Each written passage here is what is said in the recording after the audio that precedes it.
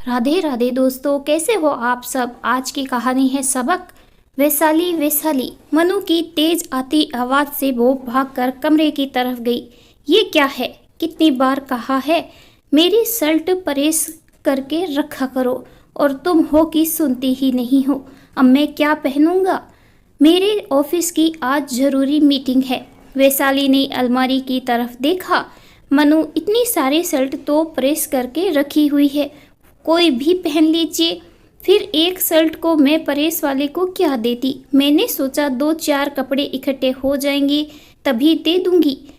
तुम्हारे पास तो बहाने तैयार है, मुझे तो यही पहननी थी, पर तुमसे तो दिमाग लगाना ही बेकार है। जाने तुम्हारा ध्यान किधर रहता है, एक भी काम ढंग से नहीं होता है। और ये कहकर मनु ने दूसरी शर्ट निकाल कर पहन ली। अब खड़ी क्या हो, नाश्ता लगा दो, फिर मुझे देर हो जाएगी। वैशाली समझ नहीं पाती है, मनु को सुबह उठते ही क्या हो जाता है, पूरा घर सिर पर उठा लेते हैं, चिल्लाने लगते हैं। जब वो शर्ट प्रेस नहीं थी तो दूसरी तो पहन लेते, सबके सामने तमाशा बनाना क्या जरूरी था। तभी पूजा के मंदिर से आवाज आती है, वैशाली पूजा का घी खत्म हो गया है, तुमने डिब्बे में घी नहीं भरा। आखिर कोई भी काम तुम ढंग से और समय पर नहीं कर सकती हो क्या। ये आवाज़ वैशाली की सास कमला जी की थी। वो बड़बड़ाती हुई आई और डिब्बे में घी भर कर ले गई। वैशाली फिर हैरान थी, मम्मी जी रोज दीपक जलाती है, कब घी खत्म हुआ उन्हें पता होना चाहिए। जब घी खुद ने ही भर लिया तो इस तरह गुस्सा करने की क्या जरूरत है। वो कुछ और सोचती कि इससे पहले ससुर जी ने घर सिर पर उठा लिया, कोई मुझे चाय पिलाएगा क्या। किसी को फुर्सत नहीं है कि इस रिटायर्ड आदमी को पूछ तो ले। कमला जी रसोई में आई और चाय का कप लेकर चली गई। बहू आने के बाद भी मुझे रसोई से चाय लेकर देनी पड़े तो फिर काहे का आराम मिला। मैं जब शादी होकर आई थी सास ससुर को कभी कहने का मौका नहीं देती थी, बोलने से पहले ही चाय पकड़ा देती थी। एक हमारी बहू आई है, इसे हर काम के लिए कहना होता है। इतने महीने हो गए शादी को, पर कोई भी काम ढंग से समय पर करती नहीं है। पता नहीं ऐसा कब तक चलेगा। अब मैं खुद का काम करूं या अपने भगवान की सेवा करूं। वैशाली चुपचाप सुन रही थी। उसके संस्कार उसे कुछ भी कहने से रोक रहे थे। वो सबका काम करने की कोशिश करती थी, पर कोई उससे खुश ही नहीं रहता था। हर वक्त कुछ न कुछ कमी निकाल कर उसे डांट दिया जाता। कभी कभी उसे लगता था कि उसने ये शादी ही करके गलती की। वैशाली अपनी मौसी की बेटी की शादी में गई थी। वहाँ उनके दूर के रिश्तेदार भी आए हुए थे। जब वो महिला संगीत में डांस कर रही थी तो मनु उसे एकटक देखे जा रहा था। उसे थोड़ी असहजता महसूस हुई, पर वो उस बात को भुलाकर शादी में जी जान से लग गई थी। उसकी मौसी की बेटी कनक उसकी हम उम्र थी, दोनों बहनें भी थी और सहेलियां भी थी। पूरी शादी में वो कनक के साथ ही में रहती थी। मनु कनक के साथ उसकी भी फोटो ले रहा था। शादी अच्छे से संपन्न हो गई। थोड़ी देर बाद वैशाली की मम्मी आई। सुनो, हमारी वैशाली के तो भाग ही खुल गए, उसके लिए रिश्ता आया है। जीजी के दूर के रिश्तेदार का बेटा है, एक ही बेटा है। मनु अच्छी कंपनी में नौकरी करता है। मैं तो उससे मिलकर भी आ रही हूँ, मुझे तो वो बड़ा पसंद आया है। ये सुनकर वैशाली के पापा ने आशंका जताई, मुझे बेटी की शादी की जल्दी नहीं है। मैं चाहता हूँ वैशाली जिसे मन से पसंद करेगी उससे ही शादी करेंगे। केवल एक बार देखने से लड़के के गुण थोड़ी पता चलते हैं। जब तक बिटिया हाँ नहीं करेगी ये शादी नहीं होगी। आप भी बस जवान लड़की घर में है, मुझे रातों को नींद नहीं आती है। मैंने तो लड़का फाइनल कर लिया है और मुझे अच्छा भी लगा। शादी अगले महीने ही कर देंगे। अब जीजी ने भी तो कनक की शादी कर दी है। आप दोनों बाप बेटी के ही नखरे हैं। मैं इतना अच्छा रिश्ता नहीं जाने दूंगी। वैशाली की मम्मी ने किसी की नहीं सुनी और उसी दिन मन्नू और वैशाली की सगाई कर दी। अचानक हुए रिश्ते से वैशाली हैरान थी, पर उसकी मम्मी हार्ट पेशेंट थी तो वो उन्हें ज़्यादा तनाव नहीं देना चाहती थी। 1 महीने बाद की शादी की तारीख निकल गई। फ़ोन पर मनु ने बड़े प्यार से बात की थी तो उसे लगता था कि मम्मी का फैसला सही है। मनु बड़ी ही इज्जत से बात करता था। मनु से ज़्यादा बातचीत भी नहीं हो पाती थी। अब 1 ही महीने में प्री वेडिंग शूट, सगाई, गोद भराई, महिला संगीत और शादी थी। सबके लिए शॉपिंग करना और बाकी शॉपिंग में कब 1 महीना निकल गया और शादी का दिन भी नज़दीक आ गया। वैशाली दुल्हन बनकर विदा हुई तो मम्मी ने यही सीख दी थी, बेटी अपनी सास को अपनी माँ समझना, वो डांट दे तो सहन लेना, बड़ों का मान सम्मान करना। अब वो ही तेरा घर है, मायका तो आज से पराया हो गया। अब अपने घर में सुख दुख तुझे ही सहने हैं। कोई बड़ी बात हो तो मायके फ़ोन करना, वरना छोटी छोटी बातें तू अपने तक ही रखना। मम्मी की ये सीख अपने पल्लों में गांठ बांधकर वैशाली ससुराल आ गई थी। यहाँ आकर उसने सबको खुश करने की कोशिश की, पर उसे बुरा तब लगता था जब हर कोई उस पर चिल्लाता था।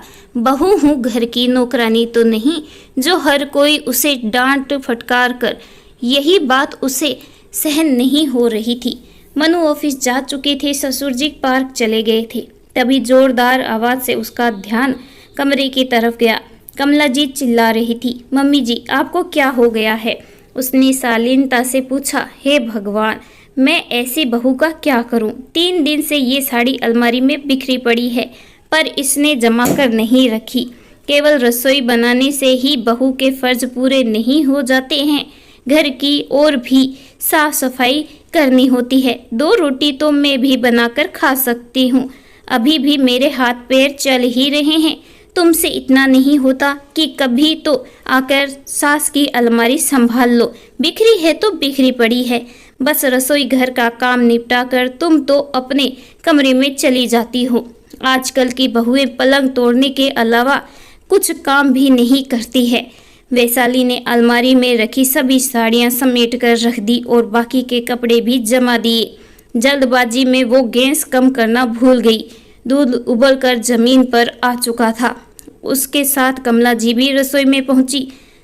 रसोई का बुरा हाल देखकर उसके माथे की त्योरियां फिर से चढ़ गई और वो फिर से तेज आवाज में बोल पड़ी, मैं तो थक गई, अब तो मेरी सांस भी फूलने लगी है, पर तुमसे कोई भी काम ढंग से नहीं होता है।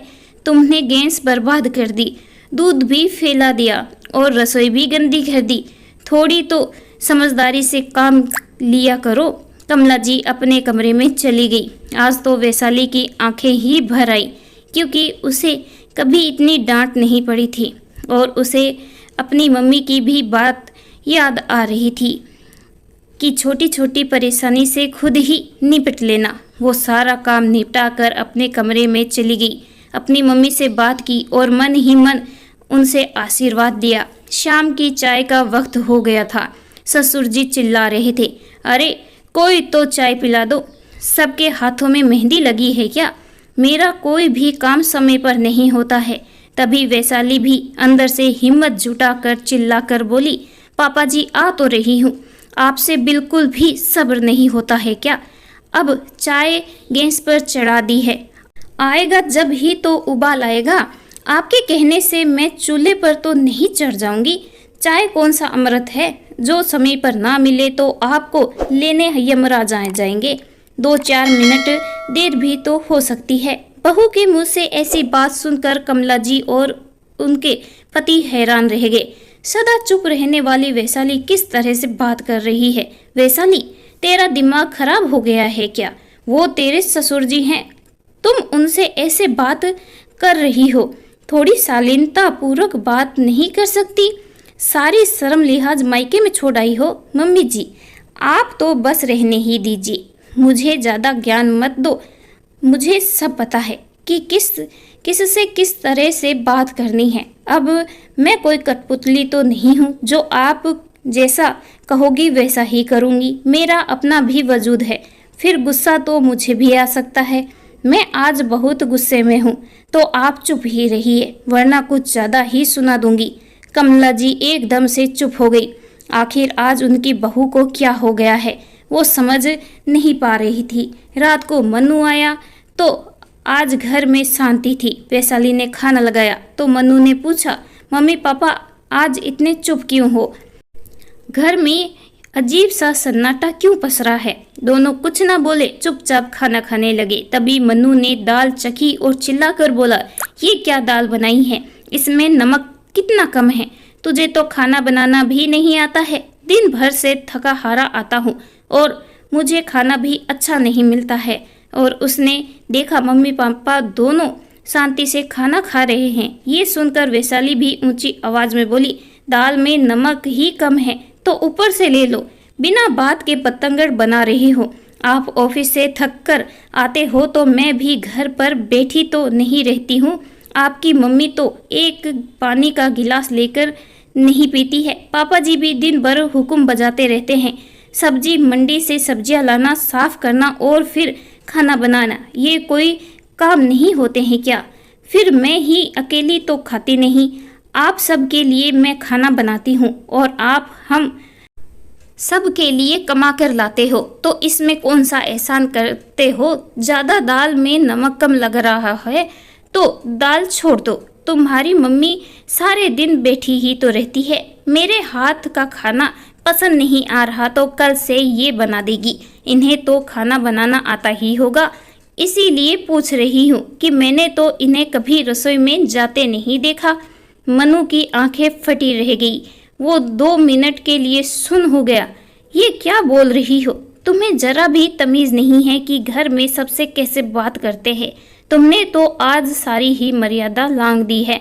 कोई इस तरह से बात नहीं करता है जिस तरह से तुमने आज बात की है। ये तुम्हें क्या हो गया है? वैशाली हंसकर बोलती है, अरे कुछ नहीं हुआ है, मैं तो एकदम से ठीक हूँ। मैंने जो बोला कुछ गलत तो नहीं बोला। मैंने इतने महीनों में यही सब तो सीखा है। मेरी मम्मी ने मुझे जो सीख दी थी वो इस घर में तो लागू नहीं होती। मम्मी ने कहा था सबसे प्यार से बात करना, सबका ख्याल रखना, कभी डांट पड़ भी जाए तो चुप ही रहना। मेरे संस्कारों की वजह से मैं चुप थी, पर यहाँ तो मुझे लग रहा है कि इस घर में मेरे जैसे संस्कारों वाली लड़की की कोई ज़रूरत ही नहीं है। यहाँ तो सब ऐसे ही चीख कर चिल्ला कर बात करते हैं। तो मुझे भी लगा कि मुझे अपने ससुराल वालों से इस तरह का व्यवहार करना सीखना चाहिए। मैं तो आप सब जैसे बोलते हैं वैसा ही तो बोल रही हूँ। यहाँ पापा जी मम्मी जी पर चिल्लाते हैं, मम्मी जी पापा जी पर चिल्लाती है। आप दोनों मुझे डांटते रहते हैं। मनु भी छोटी छोटी बातों पर गुस्सा होकर मुझ पर चिल्लाते हैं। तो अब से मैंने भी चिल्लाना सीख लिया है और मैं आप सबका ही तो अनुसरण कर रही हूँ। यहाँ कोई प्यार से बात तो करता ही नहीं है। कोई काम गलत हो जाए तो उसे सही करना सिखाया नहीं जाता है, बल्कि चिल्लाकर डांट कर मुद्दा सुलझाया जाता है। मैं तो संस्कारी थी, पर मुझे यहाँ पर रहने के लिए यहाँ के सभी तौर तरीके तो होंगे, तभी तो मैं यहाँ अच्छे से रह पाऊंगी। घर में सास ससुर गुस्सा हो जाते हैं, पति भी गुस्सा रहते हैं, तो मैंने सोचा मैं भी अपना व्यवहार बदल लूँ। अब ऐसे माहौल में मैं सीधी बनकर रहूँ तो रोज़ आप सबकी डांट सुनूं तो मुझे अच्छा नहीं लगता है। मेरा भी आत्मसम्मान है। मैं घर की बहू हूँ, सदस्य हूँ। आजकल तो नौकरों के साथ भी ऐसा व्यवहार नहीं किया जाता है। फिर मैं तो इस घर की लक्ष्मी हूँ। आपने जैसा मेरे साथ व्यवहार किया मैंने भी वैसा ही किया। आपको एक दिन में बुरा लग गया, मैं तो महीनों से सहन कर रही हूँ। वैसे भी चिल्लाने से काम सुधरते नहीं हैं, बल्कि आत्मसम्मान को ठेस ही पहुँचती है। ससुराल में बहू पर चिल्लाना, उसे अपशब्द कहना, उसका अपमान करना ठीक नहीं है। बहू लक्ष्मी होती है। आप अपने लिए इज्जत चाहते हो तो आपको बहू को भी इज्जत देनी होगी। वैशाली की बात सुनकर सब शर्मिंदा हो गए। सब ने मिलकर वचन दिया कि आगे से वो इस तरह का व्यवहार नहीं करेंगे। वैशाली ने अपनी कोशिश से घर का माहौल प्यार और शांति में बदल दिया। इस कहानी के बारे में आपकी क्या राय है कमेंट करके ज़रूर बताइएगा। कहानी अच्छी लगे please like share and subscribe करना बिल्कुल ना भूलें। कहानी सुनने के लिए आपका बहुत बहुत धन्यवाद।